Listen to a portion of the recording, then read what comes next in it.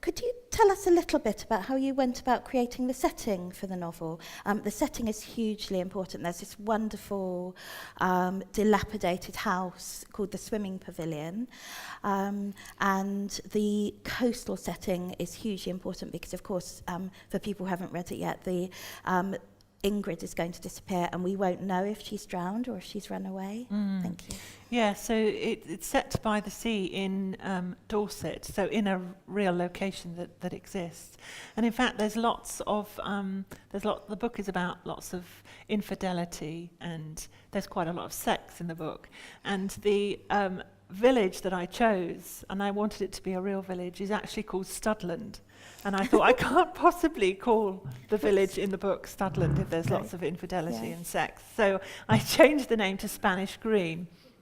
But it does exist. But if anybody knows that area, I have messed around with the roads, and there's a pub there, and I've changed the name and changed various things. But I knew that I wanted to set the book beside the sea, because my first book was set in a forest mostly, and I do really like writing about. I like lots of nature description in the books I read, and therefore the books I write. And I knew I wanted to do the same with my second book, so I was thinking, it would be great if it was set beside the sea, because I also do a lot of sea swimming, and that is the place that I swim. So there's also a town, the nearest town in the book is called Hadley, which in reality is Swanage. And again, I changed the name because I messed around with the streets, and the bookshop that Gil is standing in there is a bookshop in Swanage, but it's not the bookshop in the book. And then there's also some sea stacks, which are kind of big columns of rock where the land has been eroded, and they're kind of isolated in the sea, and they come into the book. And then also there's a huge limestone boulder inland called the Agglestone, and that's quite a strong feature in the book.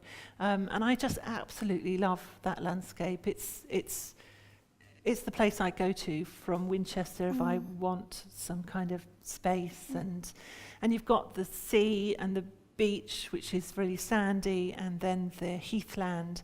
There's a inland pond, a brine pond called Littlesea Pond, and then all the kind of heathland behind it. It's a fabulous place. Maybe I shouldn't say quite so much about it, because otherwise we'll all be going. You'll all be going. And how about the house itself?